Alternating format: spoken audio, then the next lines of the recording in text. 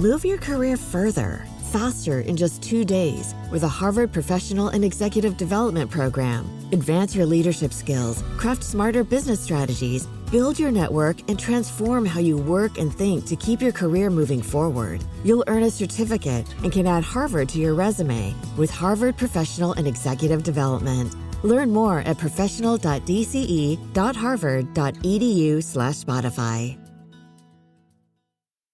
My dad works in B2B marketing. He came by my school for career day and said he was a big ROAS man. Then he told everyone how much he loved calculating his return on ad spend. My friends still laugh at me to this day. Not everyone gets B2B, but with LinkedIn, you'll be able to reach people who do. Get a $100 credit on your next ad campaign. Go to linkedin.com/campaign to claim your credit. That's linkedin.com/campaign. Terms and conditions apply. LinkedIn, the place to be, to be. Ryan Reynolds here for, I guess, my 100th Mint commercial. No, don't. I mean, honestly, when I started this, I thought I only have to do like 4 of these. I mean, it's unlimited premium wireless for $15 a month. How are there still people paying 2 or 3 times that much? I'm sorry, I shouldn't be victim blaming here. Give it a try at mintmobile.com/switch. Whenever you're ready.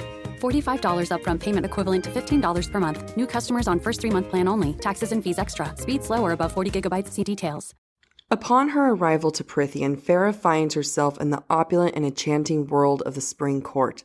But despite the wealth, comfort, and excess of food in her new home, Feyre cannot help but try to find a new way to convince Tamlin to return her to her family, or devise a means of escape if he refuses. Is this new world in the High Fae Feyre finds herself encountering as despicable as she imagined? Or will they be her salvation?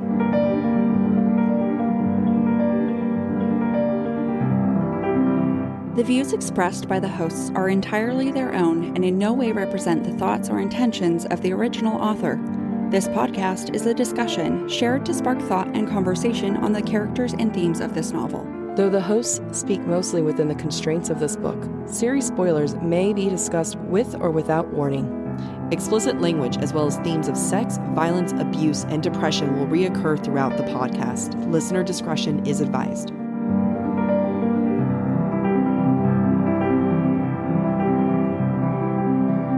Welcome back to Book Talk for Book Talk, a podcast where we deep dive into the writing of your favorite novels. This season, we are exploring Sarah J. Maas's most controversial novel in the Court of Thorns and Roses series. This is Jack. And I'm Amy. This week, we're discussing chapters 6 through 10 in A Court of Thorns and Roses. This week, the questions that we ask ourselves include, what does it mean to be jailed? The idea of a jail, jailer, or jailed. And we'll also be looking at what the power dynamics established in these chapters are. In this section, we discuss the following themes: food as symbol and metaphor for power, sex, and guilt; identity, particularly for Feyre, but also applies to various other characters in this section. And I have to acknowledge, though I don't think we're really going to discuss it, is Beauty and Beast as a trope. This story of Beauty and the Beast is something that Sarah J. Maas has explored and used as a model for her evolving relationship between Tamlin and Feyre. And I will honestly say I think it's the most superficial aspect of the book. It really is. It's the back of the cover, like the description, that gets you, you know? Yes. Yeah. Just so that you kind of have a very vague idea of what's about to happen, and then she just messes it all up. Right. And I think that's the great thing about tropes when they're used well, is that if they're used to defy your expectations, then it's used well, which I think Sarah J. Maas does. Completely. She definitely does. So I'm excited to look into what else these chapters have. Let's dive in. As we enter chapter 6 of A Court of Thorns and Roses, what's really interesting to me is the juxtaposition of everything in the Spring Court compared to the life that Feyre has left behind. As I've contemplated this, I've really wondered, okay, why is this important? Or what does it achieve? And I feel from a reader's point of view, the first time you're entering the Spring Court, you are made to feel like Feyre feels. It is a shock to the system. Oh, yeah. That there's this extreme foreignness, and kind of helps you understand why Sarah J. Maas spends at least 4 chapters in the human world, because now we have a frame of reference to compare Feyre's life to, her new life versus her old life. And we see that here in the opening of chapter 6. So some things that stood out to me is this idea of eternal spring. Feyre thinks on the Fae's ability to control seasons, and she views that with disdain. If you look specifically at page 47, she thinks, what wretched power did they possess to make their lands so different from ours to control the seasons and weather as if they owned them? What's really ironic here, I'm going to bring this up now instead of next episode, is that in later chapters when Feyre is in the library and she sees the mural of the fairylands, she actually feels grateful to have ended up in a place where the weather is always agreeable. No, that's true. It's a very quick turnaround, and it's partially the survival instinct in her, but I think it also is going to speak to some of the indoctrination that we're going to talk about in this episode. I mean, like, just when she was coming in from her homelands where it was dead of winter, super cold, freezing her house off, to, oh, I'm too hot. It's now warm. I don't like this. How dare you bring me such enjoyable weather? I know. I actually am aligned with her. It's probably too hot. I'm not into it. I'm not into the heat. I would rather it be winter. I think what's also important when Feyre enters this spring court is that she's overwhelmed by her senses, by light and color. These are things that she couldn't appreciate when she was in the forest, when she was back in the human lands. Also on page 47, she thinks, so much color, so much sunlight and movement and texture. I can hardly drink it in fast enough. To paint it would be useless, and I would never do it justice. That's really an ongoing theme she has throughout the entire book. Whenever she's intimidated or impressed or just kind of feels small and vulnerable, she describes something as not being able to paint it. And this is one of those times that she has where she's not willing to paint it. It's just too much. I can't do this. And she uses it with different characters, both future allies and not. It tells you a lot about where she is mentally in that moment. I agree. And something you and I discussed previously was that it kind of speaks back to her selling herself short, because she probably could paint it, but because of feelings of intimidation by whatever it is, she's unwilling to try. You know, there's an ongoing joke on TikTok that Feyre doesn't know how to paint. Oh, really? And that everyone's just really nice to her. Oh, that's cool. Like she likes to paint, but it's just like stick figures, and everyone's like, "Oh, you're doing such a good job, Feyre." Oh, poor Feyre. I feel bad for her. Continuing on with the juxtaposition, as she nears Tamlin's estate, she thinks, I'd never seen anything like it. Even our former manor couldn't compare. Other words that Feyre uses to describe the manor include opulent, grand, elegance, and wealth. She thinks, I had never contemplated that the fairies, these feral monsters, might own estates grander than any mortal dwelling.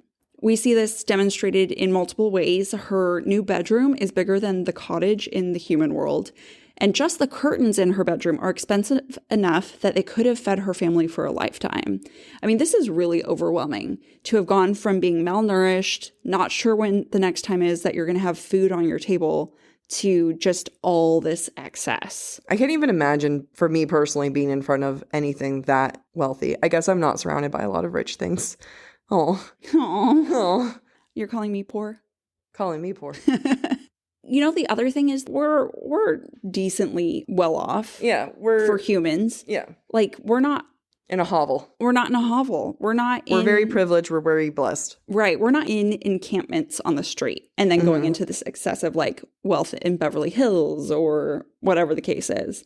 So that has to be super shocking for her. And speaking of hovel, Tamlin does in fact call her Feyre's previous home a hovel. Such a dig. It's so bad. Like it's not even like trying to be respectful. No, not at all.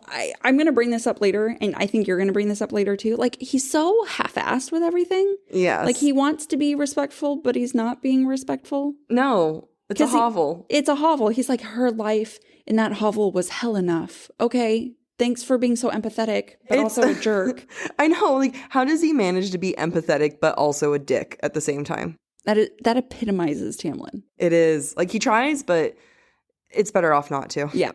I think what's also interesting here is clothing and how the elegance of the clothing that the Fae are wearing compared to Feyre. And then when she is forced to take a bath and wear new clothes against her will, talk about power dynamics. Her old clothes are frayed and fall apart when washed, which is super symbolic of her human life is no more. It is gone. She needs to move on from it. Like, you can't even try to get it back. Right. Exactly. Fashion really does play such a big role in this book. And it's interesting that Feyre as a character, she really views men through fashion. And she talks about women's fashion a little bit, but really the men in this book, Lucien, Tamlin, Rhys eventually, when we're introduced to him, they're all described and get a very intense personality description based off of how she views this. So to start off with this is that page 50, unlike the elegance of his mask, the dark green tunic that he wore, he being Tamlin, wore, was rather plain, accented only with a leather baldric across his broad chest. It was more for fighting than style, even though he bore no weapons I could detect, not just one of the High Fae, a warrior too. So she's calling Tamlin a warrior right off the bat. And I kind of be like, Feyre, darling, you're missing something here. He has no weapons. And that just speaks volumes as to who Tamlin is that he is a warrior with no weapons. He is a beast without claws. He does not have what it takes to actually be a warrior because he's not a warrior. He's been fronting this entire time. And just be prepared. There's going to be a lot of Tamlin hate on this episode. Yeah, sorry for the folks that love Tamlin. I don't think there's anyone. He's the Jake Gyllenhaal of of the Swifties. Of the series, yeah.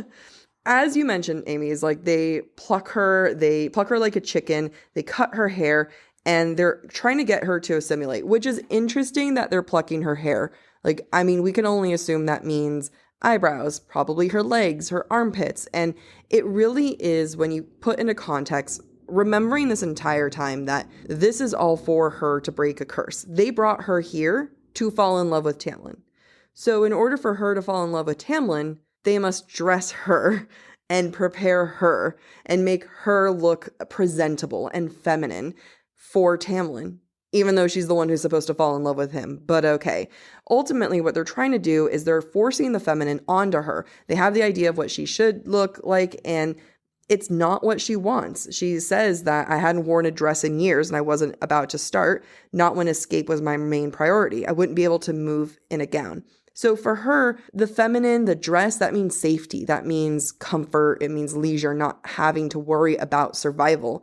And they haven't earned that yet. She's scared. She's terrified. She wants to wear pants. You know, it's interesting you bring up the plucking like a chicken from the perspective of assimilation, because for me, when I read that section, I looked at it from the standpoint of, Feyre is prey. She is the thing to be captured, which we're going to see throughout the novel. She goes on to say, and then they plucked me until I felt like a chicken being prepared for dinner. For all I knew, I might very well be their next meal. This is the beauty of looking at something through a Marxist lens versus a feminist lens, right? So you're looking at it through the Marxist lens. So what you're seeing is power. She is prey. There's not a great dynamic here. There's not a good balance. But when I look at it, I'm looking at it as, which we'll go into it later, food is very much equivalent to sex here. And if she's their next meal, she's his next target sexually. See, and I see food as a power thing, as power dynamics again.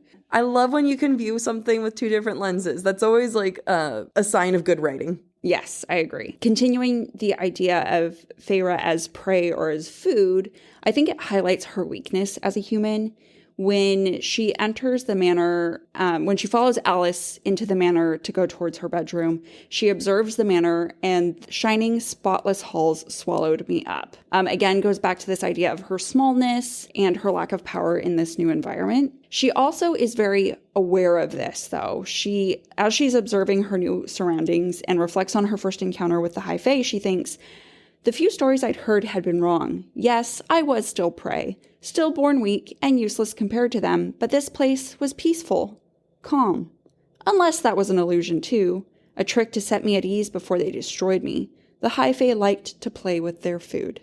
So she's very cognizant of her situation and that she, at any turn, could be eaten alive, which to me speaks to her natural survival instinct and hunter instinct, because she's like, okay, how am I going to stay alive even though I am the prey here? Yeah, or even that, like, this is nice. Like, this is actually comforting. I like being clean. I like wearing clean clothes.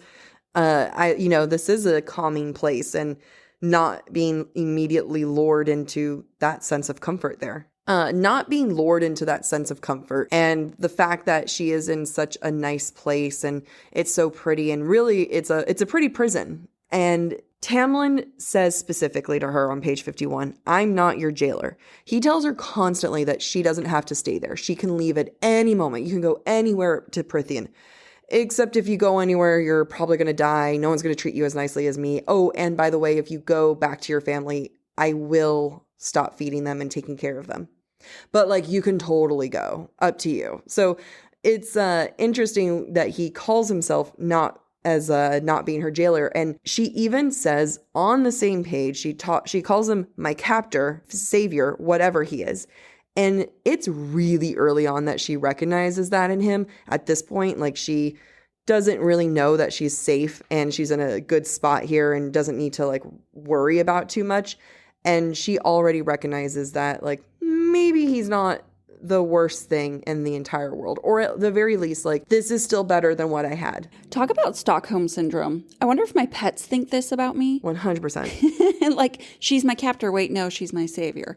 And it's actually quite frightening how he holds just basic food and security over her head, and her family's security over her head. But she's still willing to think of him as her savior. Everything About him is flexing his power over her. And that's not just magical power, although he does do that to her several times, which is pretty fucked up. Yep. So Tamlin is really good at using everything he has over her and being a perfect jailer. But ultimately, I think, like, and we both agree on this, food is one of the biggest themes early on, and how he manipulates her. Yes, you need to see my book and how many tabs I have for my food is power theme, because food. It comes up multiple times pretty much in almost every chapter. And so for just being in chapter 6 still, this is where we really start to see the food as an indication of power, which I shorten to food as power. As Feyre enters the spring court, she contemplates running, but she recognizes that she is weak and without power, and this is illustrated in her thought, only a fool would run with no food and no strength, which is right. I mean, it's true. Food is a basic need for survival, and so she, being without food, is without the ability to survive. So she has to choose to stay and at least eat something before she can contemplate escaping. Because we're going to see food really early on in her arrival to Spring Court, is that we learn that at a young age, she was taught she cannot eat fairy food, otherwise she will be enslaved. And we learn later on that this is a lie. And she becomes a slave to this lie because she feels like she can't eat because then she'll be trapped. But she's trapped because she needs to eat. And she can't leave until she eats. The mental gymnastics that Feyre has to do in this. Yeah, poor thing. I wouldn't want to be her. No. Before Feyre is excused from the dining room, Tamlin refuses to answer Feyre's questions or give his name to her, and instead demands that she eat. And this is just the beginning of the power dynamics that are demonstrated through food and who is serving food and who is eating food. When she refuses to eat because she believes this lie that eating fairy food is dangerous for her, Tamlin then serves himself food and begins to eat. It's a show of power. It's him trying to alpha her of, look, I have food. I have power. You can continue to starve yourself, like I tell my dog. You know, and it's not lost on anyone that Feyre is choosing to not eat. Even Lucian remarks on it. Their first impression of her is that she's choosing not to eat, right? But what they see is that what they don't see is that she's starving. And rather than saying like, oh, here's this frightened girl who's here and is like clearly starving, we have one of our new characters, Lucian, who describes her as scrawny. And that description makes her angry. And this is like kind of the first time that she's more offended by her description about herself. And she doesn't like being called scrawny. It encompasses so much. It's the lack of being able to be fed. Being able to be fed means, having your feminine body come out and embracing that side and being comfortable. And it's just more of him throwing it in her face. I think it also offends her so much because it indicates to her a lack of success in providing for herself. Oh, yeah. Right? Because she's scrawny because it's hard to come across food and she's the only food provider in her family. And so to say she's scrawny is to imply that she's been unsuccessful, whereas she has done the best that she could with what she's been given. And she knows that her family will starve without her. So true. It's so just true. A very interesting reaction. I love that. It's a very layered reaction. It really is. I love that. Do you feel like everyone is in on manipulating Feyre, or are they just as big as assholes as Tamlin? And I'll explain this a little bit more. Lucian tells Tamlin, well, now we're stuck with that thanks to your useless mercy, and you've ruined, and Tamlin cuts him off. But what he's about to say is you've ruined the curse. I want to really bring this in. I will never drive this point enough. They have not brought back a single woman to their house. It's not like they've been doing this year after year and, they've had 5 failed women try to fall in love with Tamlin. This is all they've got. This is a huge success after 50 years almost, right, of this. And they finally get a woman here and they're just an attractive woman, because even Feyre admits that she's not a far cry from ugly, which we'll get into later. But I love that I don't love, this is a very sarcastic love, that they just really throw that in her face that she's almost like a failure to them in many ways without even giving her a chance. And even Alice later on, towards the end of this earlier chapter, talks about how, she talks about Andros. He knew what he would face when he crossed the wall, and the others will understand the terms of the treaty too, even if they might resent your presence here, thanks to the mercy of our master. They're totally setting her up for a savior complex of, I'm so grateful everyone here isn't killing me. And she's worried about people killing her, but they're invested in this too. Right. They don't want to have to live under the mountain. They don't want... Or live with masks on their face forever. Right. Live with masks on their face forever. I don't think that it's intentional. I think it's an inherent belief that humans are inferior to Fae. And that is what drives them. So even though that they know they have to rely on a human, because the human is inherently weaker than them, of course they're going to be bitter about it. The Fae should be able to save themselves. Oh, true. Which is sort of like how you were saying that Feyre should have been able to save herself and not be so scrawny. Right. Exactly. Maybe Feyre is more like the Fae than we realized. Yeah, maybe she is better than the Fae. She is more Fae than the Fae. And the Fae are more human than they realize. More Fae than Fae. More Fae than Fae. So the human and the Fae are actually pretty similar in other ways, one of which is food. We're coming back to that topic. Yes. But Feyre makes it very clear that food is, the food they have here looks so similar to what I have back home. But it's so much more tasty, it's more delicious. And I find that there's this really interesting dynamic or relationship between Tamlin, Feyre, and food. And we see this in chapter 7. So despite the insistence that Feyre can serve herself, Tamlin tells Feyre that it is an honor to be served by the High Fae. On chapter 60, we see, he continued piling various foods on my plate, stopping only when it was heaping with meat and sauce and bread, and then filled my glass with pale, sparkling wine. What's interesting about this and this belief that to be served by a High Fae is an honor, he's trying to compliment her, just like all of his other really half-assed compliments.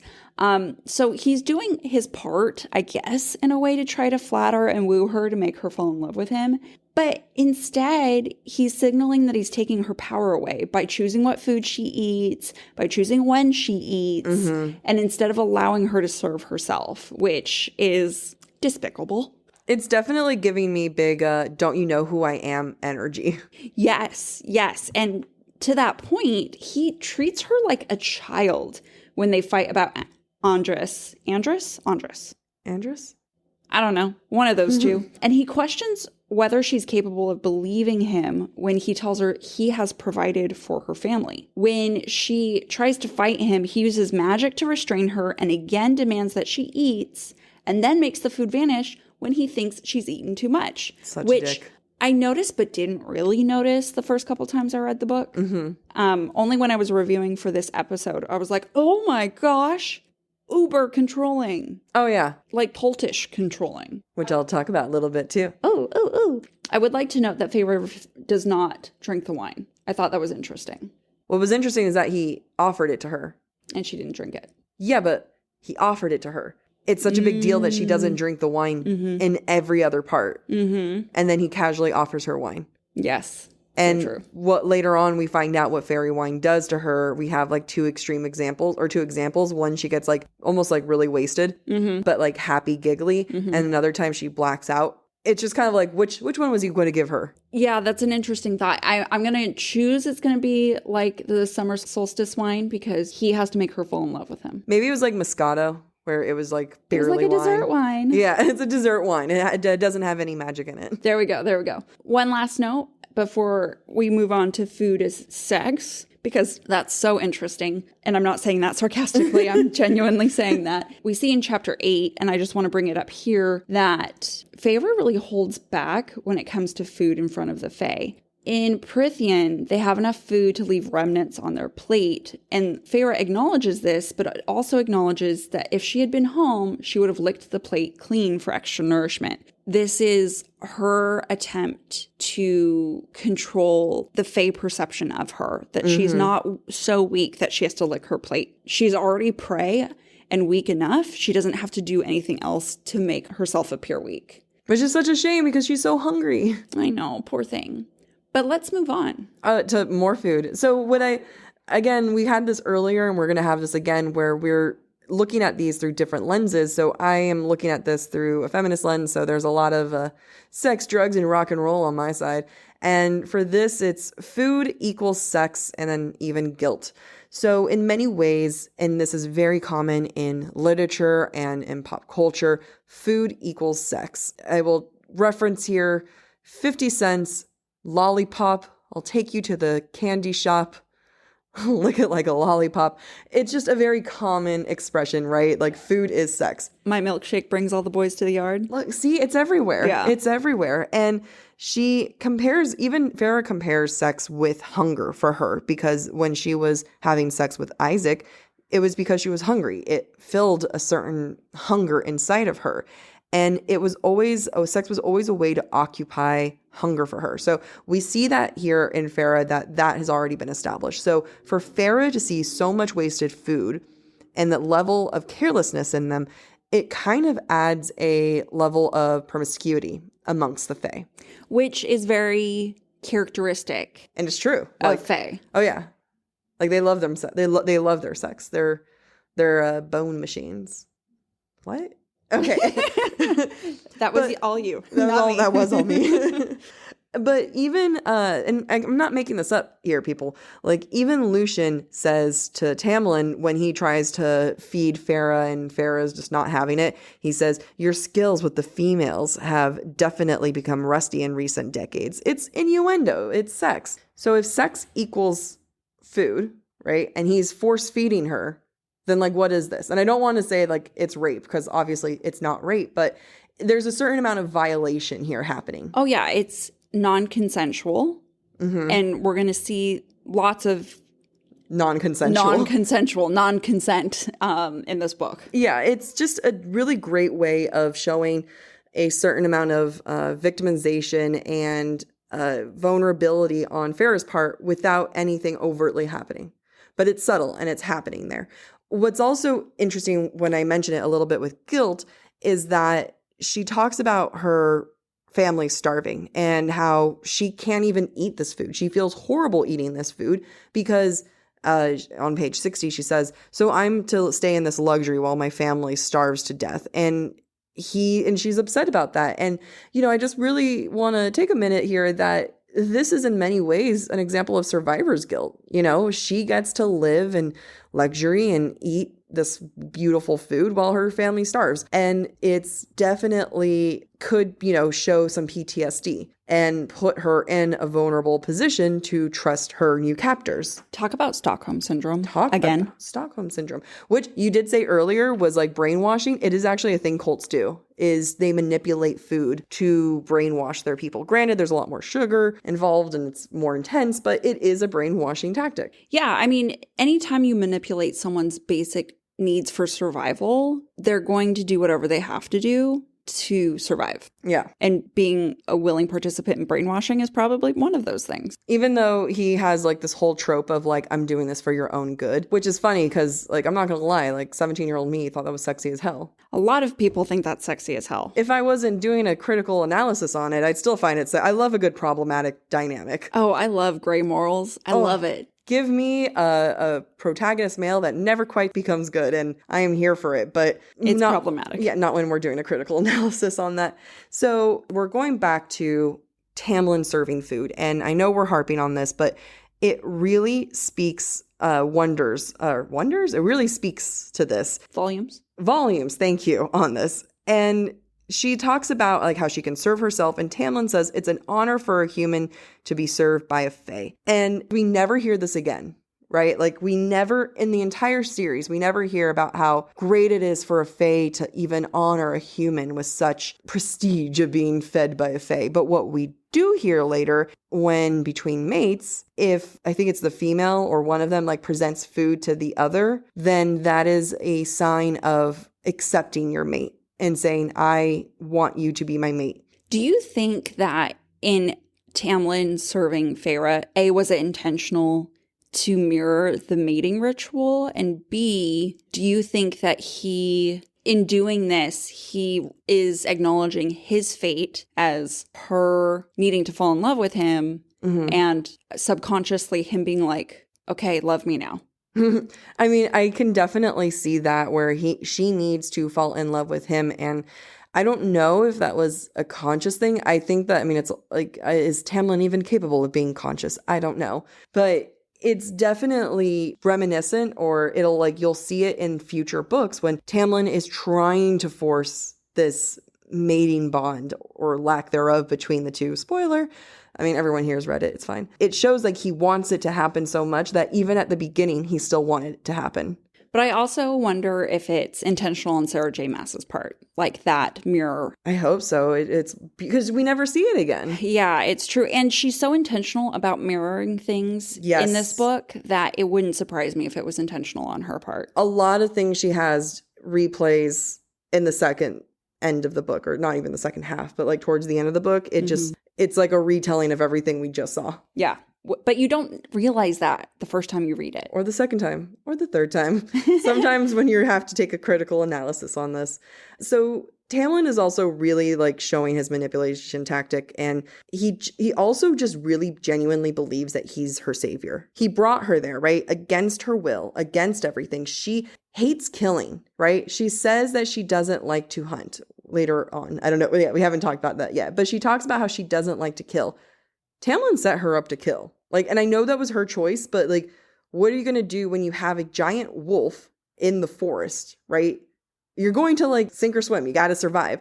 He set her up to kill not just an animal, but like a fae. That's her first kill, really, in many ways. And he never apologizes for that. Yeah, in the entire series. It's true. After realizing how much she dislikes hunting, I didn't even think about that he never says, I'm so sorry to have put you through that. And he never says it when she does go through all the things under the mountain. He never apologizes. Oh yeah, being like, hey, I brought you here. I caused this. You could have lived your perfectly happy life, but I needed someone here. It ended up being you. Worked out great, but sorry about that. That's my bad. Yeah. Jerk.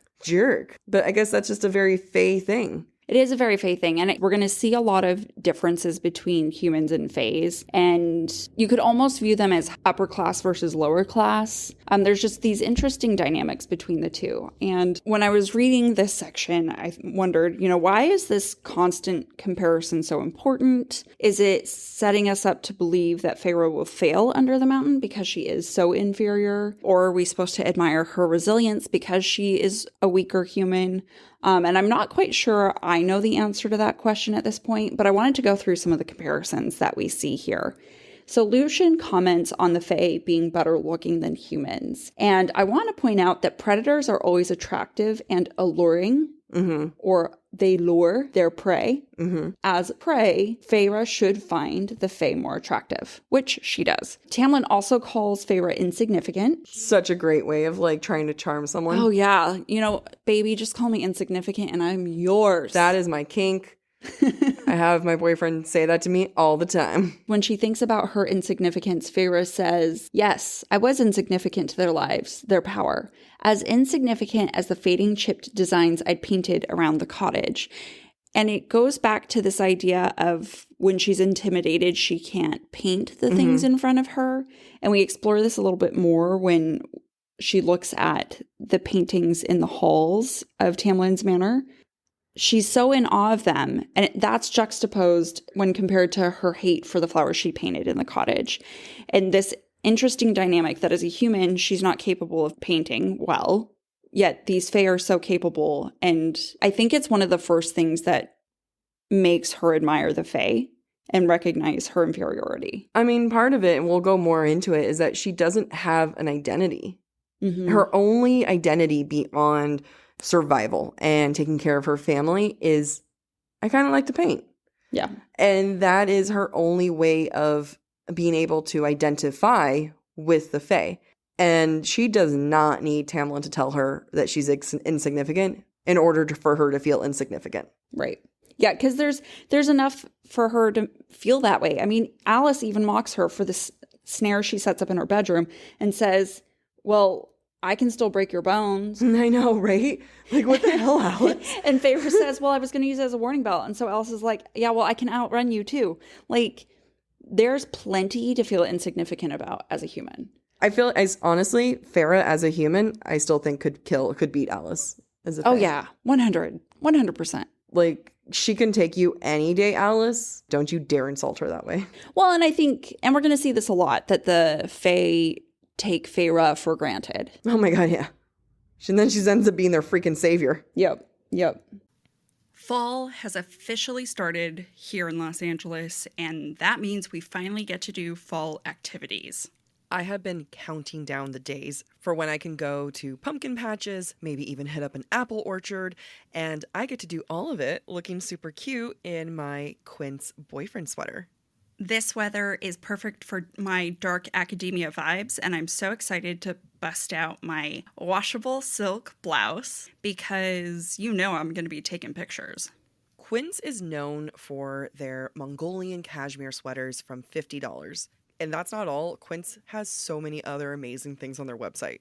All of those items are priced 50 to 80% less than similar brands. That includes leather jackets, cotton cardigans, soft denim. My entire fall wardrobe is genuinely turning into Quince wardrobe.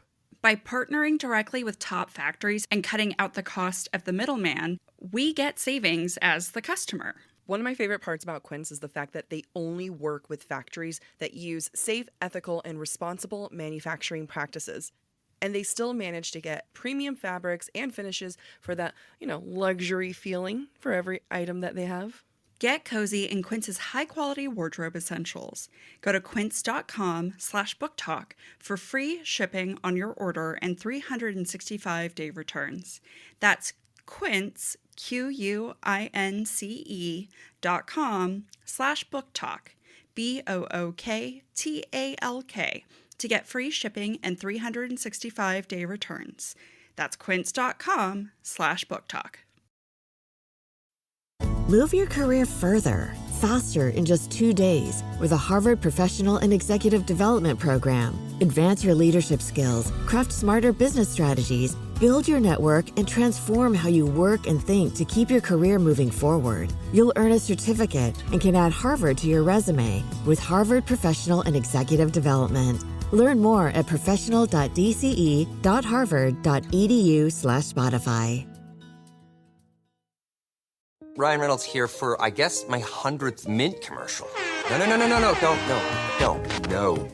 I mean, honestly, when I started this, I thought I only have to do like 4 of these. I mean, it's unlimited premium wireless for $15 a month. How are there still people paying 2 or 3 times that much? I'm sorry, I shouldn't be victim blaming here.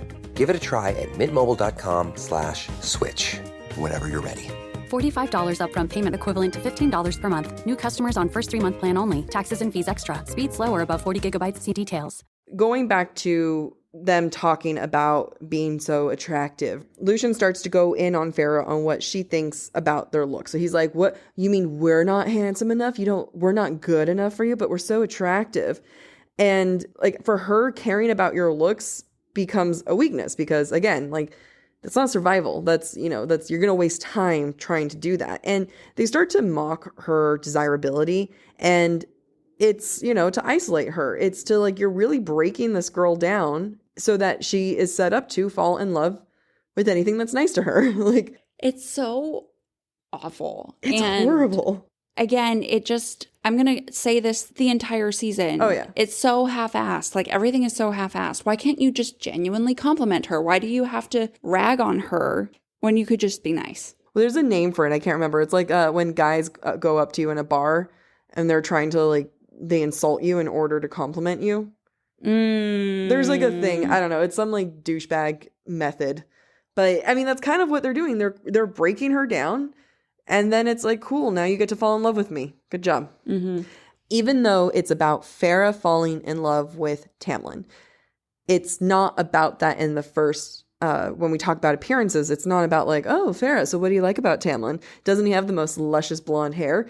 It's about, is Feyre looking good enough now? And Lucien even says, you don't look half as bad now. A relief, I suppose, since you're to live with us, though a tunic isn't as pretty as a dress. Feyre just shuts that down. It's like, no, like, I don't want a dress. And, Tamlin sees it for what it is. And he even calls it out saying, because killing us in pants would be easier, but they want her to fit the image of a woman. It's like, oh, you are supposed to fall in love with our master, so we must make you look presentable. Yeah, which, astounds me because, as we discussed, I forgot that Tamlin falling in love with Feyre was not a requirement to lift the curse, because they worked so hard on making her desirable that you would think that it had to be mutual on both their parts, and it's not. It's just about Feyre falling in love with Tamlin. And maybe they think by forcing her to look a certain way, she'll be grateful because it's a symbol of her having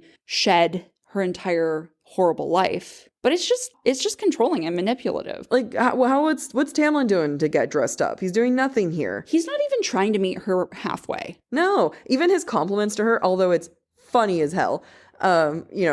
Lucien is kind of encouraging him, trying to get him to compliment, and he's like, your hair is clean.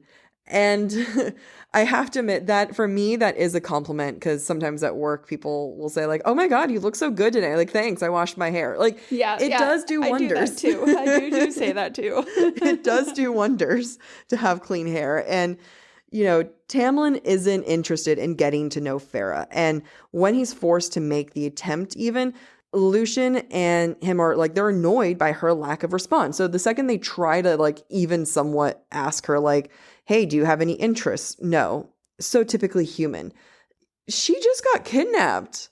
Give her a beat. Right. She's not going to give you any revealing information. No. And then like to insult her followed right after that. But they're really beating her down, and, they don't have to. And her appearance is just is something that she really hangs and hates about herself too. And, when we really get the first look at her, page 69, that's really far into a book to like finally get a description with our heroine.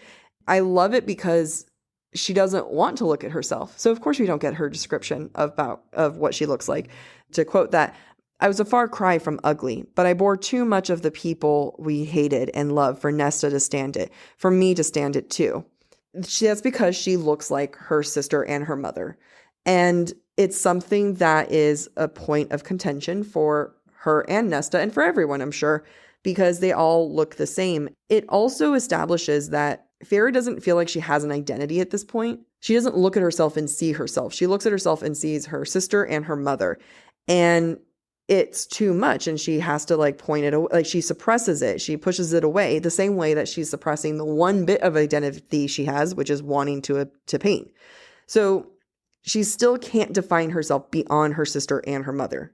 Which I find really interesting, that when she thinks about her family and whether or not they're okay, or, you know, in most any context right now, the first person she actually thinks of is Nesta, or she thinks of the family in general and then Nesta specifically, which is really interesting. And I think goes to your point of Feyre not having an identity because she's lived for others for so long. Mm-hmm. But I think also it speaks to her self-loathing, because she thinks specifically, I bore too much of the people we'd hated and loved. Not loved and hated and loved. And we'd hated. Like, we all hate them. Yeah. So I think it really speaks to her sense of worth at this point in time, that she is the people she hates.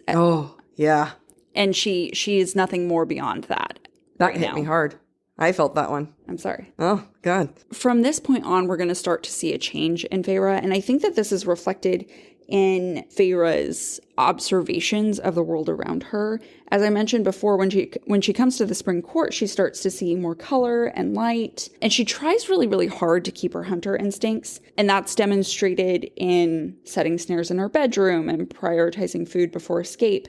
But I think we're going to start to see a shift. We'll probably discuss this more in the next episode, but Feyre is going to start to acknowledge the part of herself that she desires to have or to pursue. And we see that transition in her observations of the world around her. And that begins with her removing the one big thing that she has that she's been identifying herself with. And that's the promise she made her mom. This is the one thing since she was 8 years old that she has to take care of her family.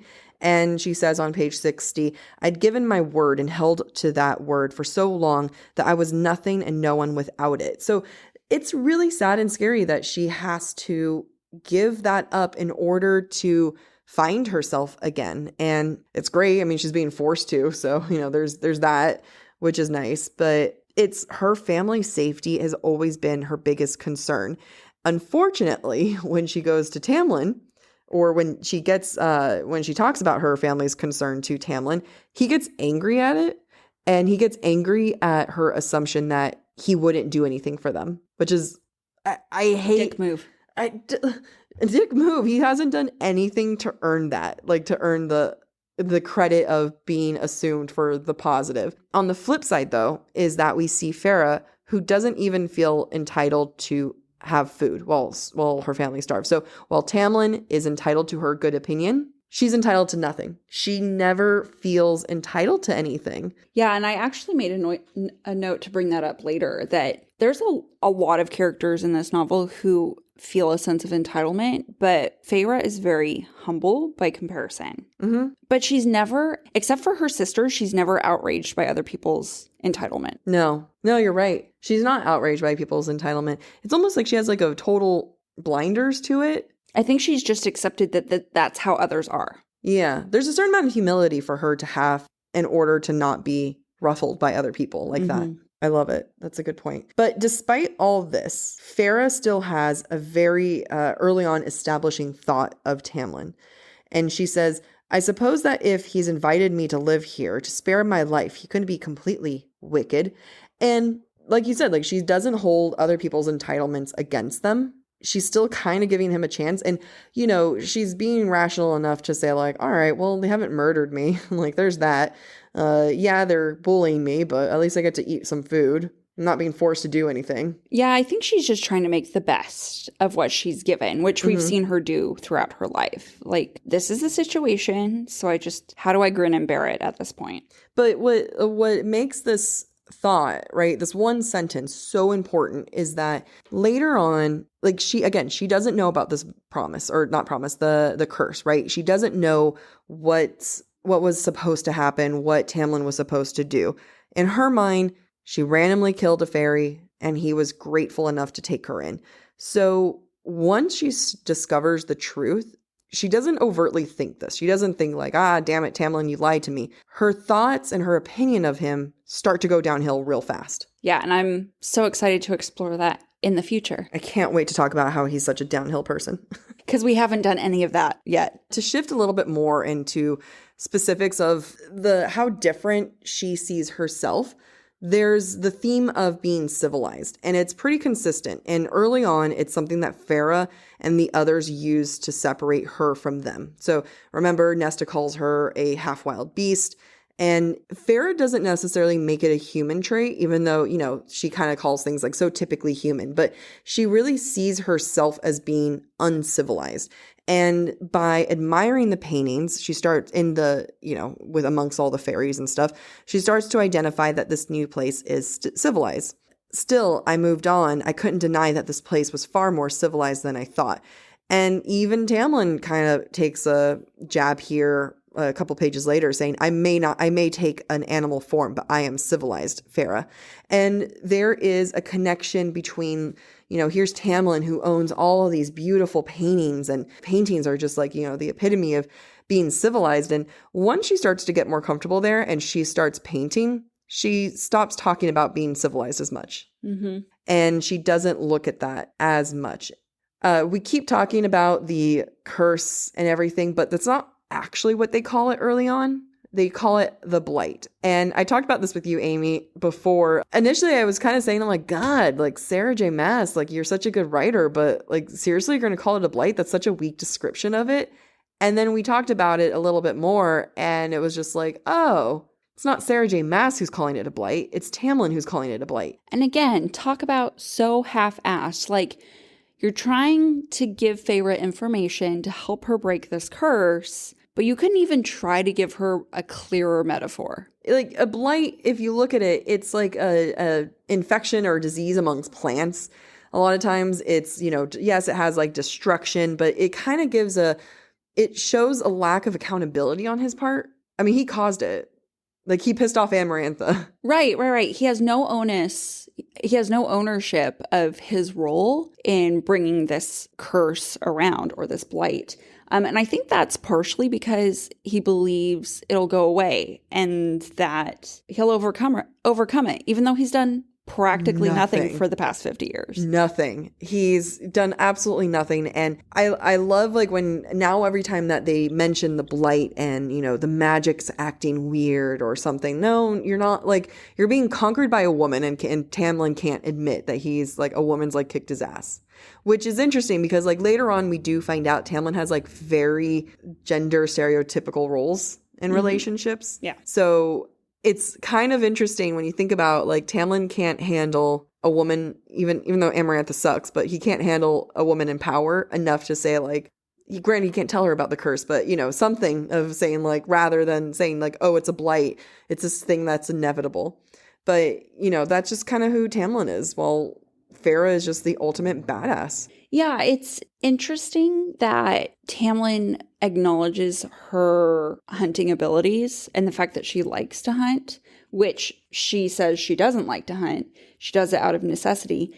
He recognizes that trait in her, which I think is going to be the first signal to how they fall in love, which we'll explore in the next episode, that he sees in her something he thinks he sees in himself, which is the ability to hunt. And we still see that in her at this stage in the book. She plans escape routes. She checks to see if things have locks. She steals a knife from the table since she's weaponless. And I want to side note, she steals cutlery from the table. Like, if we're talking about food as power, the cutlery is not her power. It's borrowed from Tamlin. So she's not at a point where she has her own power. But Tamlin's willing to acknowledge that she might have power, which I think is interesting from your point of view. Tamlin can't handle a woman in power. He definitely sells Feyre short plenty of times throughout the novel, but he does acknowledge that she has some capability. Like the things that make Tamlin fall in love with Feyre are the things that he sees in himself. Such a narcissist. Right? Yes. And that's not always the case. Like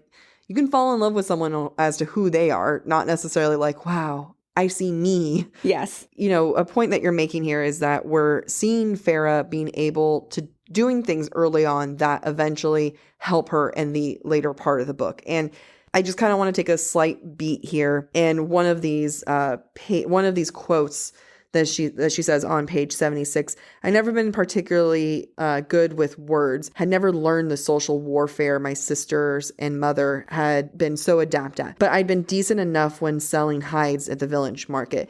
And it's her making bargains, and she's used to negotiation, and she's quick to think on negotiations. And that's just something that we later see, because she makes like 2 more bargains later on in the book, pretty big bargains. And, you know, if there's any kind of doubt that that's the kind of character she is, no, like she would do that. So going back to how Feyre views everyone, a big part of how she views people isn't just with fashion, but I guess, I mean, maybe it's still fashion with these like fairy men, with these fae men of just Tamlin and Lucien, because you don't see this with Rhysand, but these men use weapons as fashion choices. They're accessories. They're little like bitches. Oh my God. So Feyre compares Lucien and Tamlin's weapons, right? So while Lucien's sword is described as ornate and has jewels in the hilt of the sword, which makes it glisten, Tamlin is described as the polar opposite. So unlike the baldric of knives still strapped across Tamlin's chest. So she's putting more value or respect on Tamlin, right? Because there's not a lot of jewels. It's like more like for fighting. Even though she admits there's no one there to fight it, which is so funny. Like every time she like looks at it, not every time, but the times where she looks at it and she's like, what? There's no one here to fight. What are you doing with this?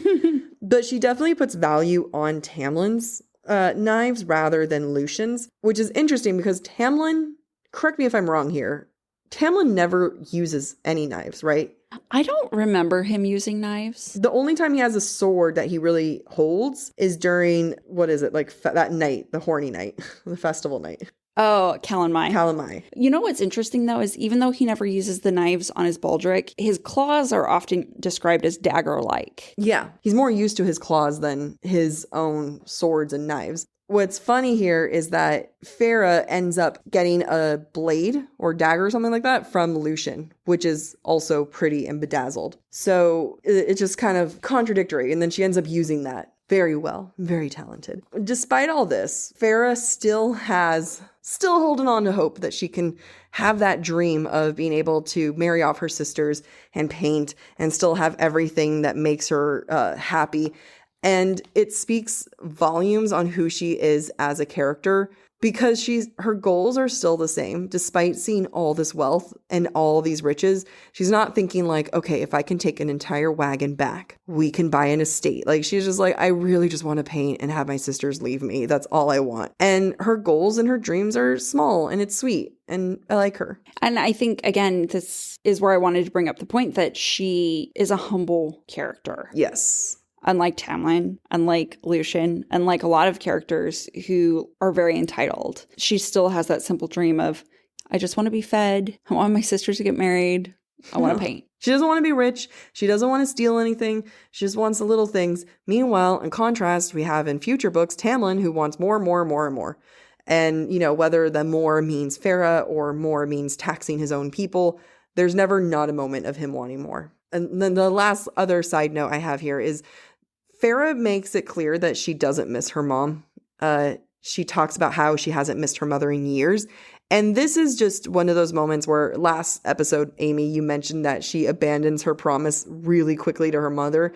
I think this is just one of those moments that Sarah J. Maas sets up for us to believe why, like that she could abandon it because she's like, I don't love her. I don't miss her. And she's like ready to dump her. Yeah, which I'm so glad you pointed out because the first time I read the book, it was really weird to me how quickly Feyre moved on. But now going back and seeing these instances where she's like, yeah, I hated her. Yeah. I haven't missed her. Screw that bitch. Yeah, it makes it more believable that as soon as she's absolved of her promise to her mother, she's like, oh yeah, freedom. Never thinking of her again. Yep. You know what stood out to me most is, again, on the idea of Feyre experiencing color and light and trying to hold that at bay. As I contemplated this, I felt like in Feyre's eyes, only the rich or the fae can enjoy the finer things. She must survive as a lower class individual or a human, which I think is also demonstrated in going back to the idea of her dream. Like, her dream isn't revised now that she's seen this grand manor and all the nice things that Tamlin has. She doesn't stop and say, ooh, I want this for myself. She still wants the simple things that she's always wanted. This exposure to wealth has not changed that for her. I cannot say the same for myself. Oh no, I can't either. Like, put me on first class for one time and that's it. Like, I'm never going to go back. Agreed. Going back to this idea of Feyre must survive and only the rich humans or the Fae can enjoy the nicer things. This often presents itself for Feyre in nature, where she naturally wants to observe lights and colors and smells, but her upbringing forces her to focus instead on how the information she takes in with her senses can help her survive. And I think this is most demonstrated on pages 84 through 85 when she's out riding a horse with Lucien. I think they're surveying the grounds or the border or whatever the case is. Yep. Feyre thinks, the thought didn't sit well, and I shoved it away, along with the other part of me that marveled at the way the sun illuminated the leaves and the clusters of crocuses that grew like flashes of vibrant purple against the brown and green. Those were things that weren't necessary to my plans, useless details that only blocked out everything else. We passed underneath a flowering lilac, its purple cones drooping low enough to graze my cheek like cool, velvety fingers. Not useful, I told myself, although the thick brush beyond it would be a good hiding spot if I needed one. And it's just so sad that even now, when she's been told she can stay, when she's been told she can eat, and she has nice clothes, she can't even enjoy some flowers. All Feyre wants in life is to live in a cottage, in a meadow, and listen to folklore. Yes.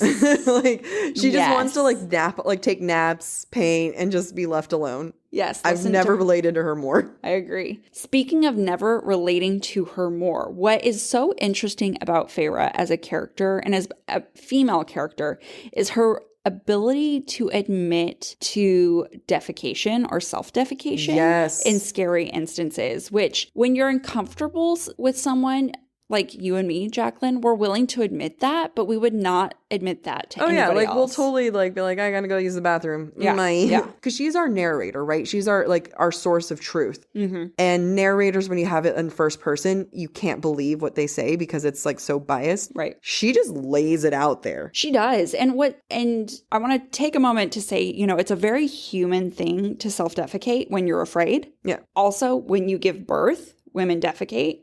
Or when you die, you defecate.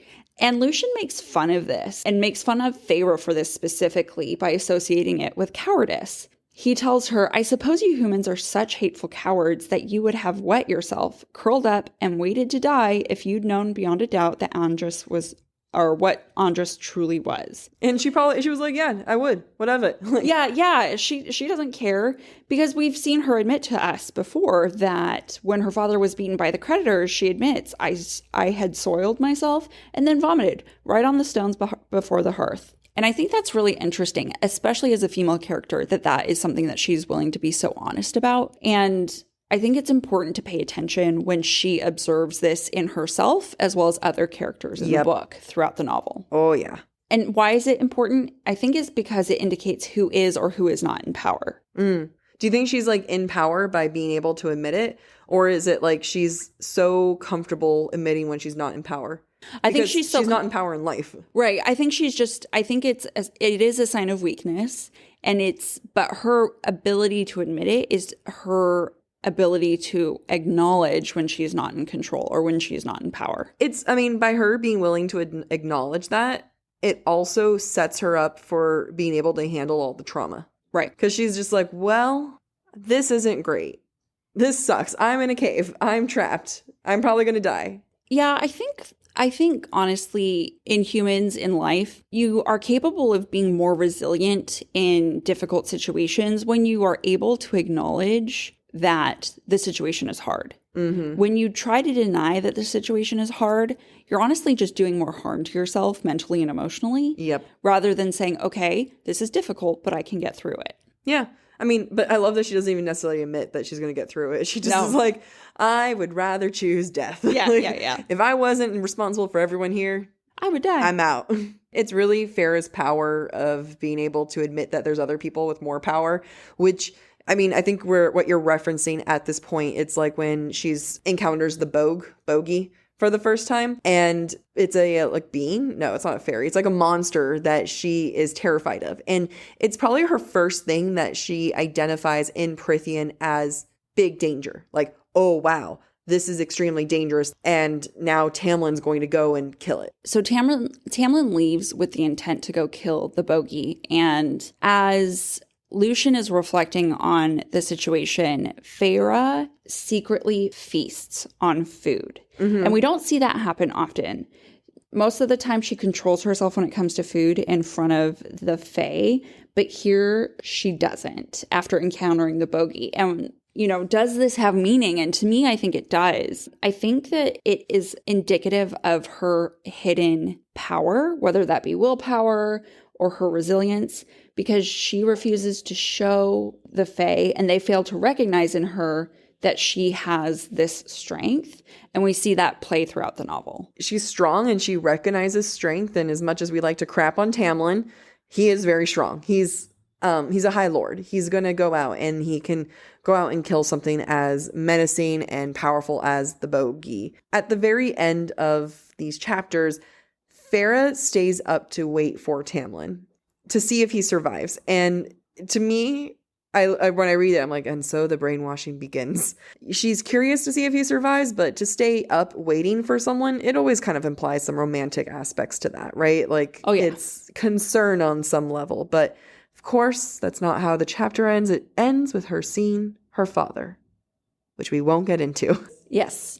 Until next time. We're at the end of our chapters. As always, Sarah J. Maas is a brilliant, talented author who loves to leave breadcrumbs for us. So Hansel to my Gretel, Amy. It is breadcrumb time. Now, let's start with the curse, which we've talked a lot about this episode. In chapter 6, Lucien's first address to Feyre says, "Did you enjoy killing my friend? Did you hesitate? Or was the hatred in your heart riding you too hard to consider sparing him?" The irony here, he's giving her shit about this, but that's a condition of the curse. Yes. Like, she has to have hate in her heart when she kills him in order for the cure for the curse to be enacted. You know, that's a condition. I mean, he's kind of giving her clues to the curse. True. But he's still bitter. Yeah. Also in chapter 6, Lucien's entire conversation with Tamlin as Feyre is leaving the room is huge blinkers, warning signs, and a signal saying, "Curse here, found here." Yeah. Please insert curse. Insert curse. Also in chapter 6, Alice's advice to Feyre during their first evening together: "If you're wise, you'll keep your mouth shut and your ears open." More breadcrumbs to come. More breadcrumbs to come. That was a tongue twister, and I don't know why. Feyre's name, in a really obscure reference on page 69, she thinks, "I would have lived up to my namesake were it not for the effects of poverty, but I'd never particularly cared. Beauty didn't mean anything in the forest." Feyre is defined in English as meaning beauty or fairy. Which, like, it would have been helpful if, like, it was a more common name for us to know. Right. Or that I pulled out my dictionary. Yeah, like, it wasn't until today when I was like, I'm going to just Google Feyre, see what it means. And that's what I found. Oh, and what is that? That's a foreshadowing of Feyre becoming a fairy. Woo! Which, honestly, the second that her first syllable in her name was Fae, I was like, oh yeah, she's going to become a fairy. Like, that was obvious. Oh, you knew that right off? Oh, I knew it right off. Okay, that's funny. Right away. Meanwhile, me, when she becomes a fairy. Now, moving on, foreshadowing Tamlin and Feyre's relationship in A Court of Mist and Fury. In chapter 7, Tamlin says to Feyre, Feyre says to Tamlin, "You said my time was to be spent however I wanted. I didn't realize I was under house arrest." His jaw tightened. "Of course you're not under house arrest." That breadcrumb hit me the hardest when you were reading your notes to me. It was just a kick in the gut. I was like, oh God. Yeah, because, she gets locked in the house. He locks her in the house. He locks her in the house because he's a dickwad. Yep. Bargain with Rhysand. So it's interesting. In chapter 8, Feyre is thinking about her dream of marrying off her sisters and painting, and she recognizes she can't have that life unless she gets out of this bargain. And it's ironic because she exchanges this bargain with Tamlin for a bargain with Rhys. And it's just one of the small parallels we're going to see between her relationship with Tamlin and her relationship with Rhys in this novel. Then in chapter 10, speaking of Rhys, Feyre encounters the bogey and is trying to think of pleasant things to keep her from looking at the creature. Among the pleasant things she thinks of includes a starry, unclouded night sky, peaceful and glittering and endless. It's so sweet because we know what's going to happen. Because if you've read on, you know exactly what that means. And last but not least, if we go back to Alice's warning about senses betraying you, throughout the entire book, what Feyre thinks she knows is turned around, and what she feels like she understands about her own feelings will betray her. All right, so to summarize all this, we're going to come back to some of the questions that we have, some of the questions that we addressed at the top. So what does it mean to be jailed, and the idea of a jail and jailer and jailed? Well, I think that's safe to say is Feyre's jailed by her promise. Feyre's jailed by Tamlin. She's jailed by her responsibility. And, you know, there's so many ways of looking at that. And even when she's presented with quote unquote freedom to go about Prythian, she doesn't have that freedom. The meaning of being jailed, I think, here is life in many ways for her. It's just the facts of life. As you were saying that, the thought came to mind, does Feyre view herself as a victim? Great question. And let's say our answer at the same time. Ready? 1, 2, 3. No. I was going to say maybe. Oh my God. I thought we were the same. No, I mean. No. Go, prove your point. No, State your case. I believe on one hand, she does not view herself as a victim, that she just does what she has to. These are the cards she's been dealt, and she just has to do what she has to do to survive. However, she does view certain things with resentment, which I feel like are fair. Indicative of a victim mentality. She views her promise to her mother with resentment. She views her situation as being taken by Tamlin with resentment. She views her family with resentment. So I don't know. She doesn't play the victim. Well, I mean, that comes to the question, what does it mean to be jailed? You know, to be jailed, you're a victim of some sort, right? And does she see herself as jailed? I think at the end of the day, again, it's both yes and no, because she is so resilient. Even if she subconsciously understands that she is a victim of her circumstances, just like her reaction to Scrawny, she's unwilling to be labeled that way. She's unwilling to be put down that way because she is at her core a fighter. Fair. I can see that. So then the other question then we had at the top was, what are the power dynamics established in these chapters? And I mean, I think we covered that completely. Yeah, Feyre, food, Tamlin, power, Fae. Yeah, lots of power dynamics going on. And it's going to be interesting as we go throughout the novel how those power dynamics change. Oh, yeah. So it was really important for us to really hash those out here to set the base level understanding of what the power dynamics are, because they are going to change, and the change is going to be subtle and over time. But so blatant and aggressive, and once you see them at the end, it's just like, oh wow, things have shifted here. So yeah, we harped on it because we needed to. It's established quite a bit, and as we take you through the journey, it's going to be glorious to see how, different it's going to be. What I walked away from this book for the third time thinking is that Feyre is a way more admirable character than I realized. Agreed. I never disliked her, but I never particularly valued her as a heroine. And this exercise has definitely made me view her in a different light. Agreed.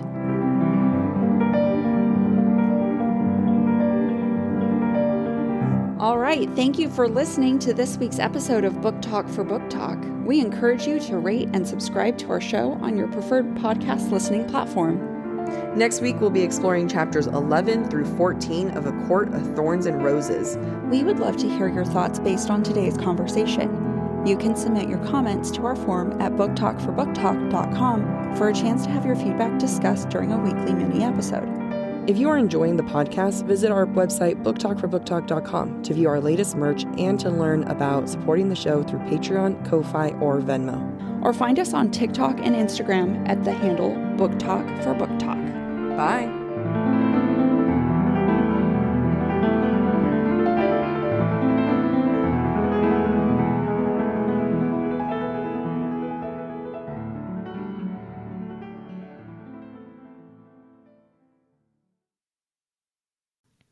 Fall has officially started here in Los Angeles, and that means we finally get to do fall activities. I have been counting down the days for when I can go to pumpkin patches, maybe even hit up an apple orchard, and I get to do all of it looking super cute in my Quince boyfriend sweater. This weather is perfect for my dark academia vibes, and I'm so excited to bust out my washable silk blouse because you know I'm going to be taking pictures. Quince is known for their Mongolian cashmere sweaters from $50. And that's not all. Quince has so many other amazing things on their website. All of those items are priced 50 to 80% less than similar brands. That includes leather jackets, cotton cardigans, soft denim. Like, my entire fall wardrobe is genuinely turning into Quince wardrobe. By partnering directly with top factories and cutting out the cost of the middleman, we get savings as the customer. One of my favorite parts about Quince is the fact that they only work with factories that use safe, ethical, and responsible manufacturing practices.